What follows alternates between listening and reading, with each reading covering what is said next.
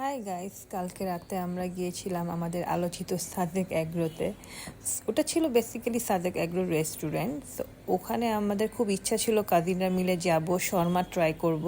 So ওদের শর্মাটা অনেক famous, cause তাদের যে শেফ তারা হচ্ছে বাহিরের থেকে আসছে, সিরিয়ার থেকে আসছে তারা।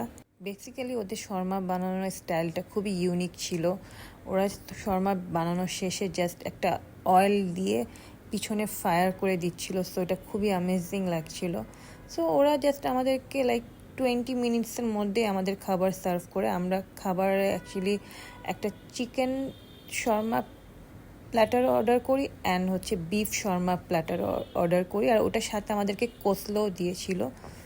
সো আমাদের খাবার মোটামুটি ভালোই ছিল, খারাপ বলবো না, খুবই ভালো ছিল। বিফটা আরও বেশি মজা ছিল।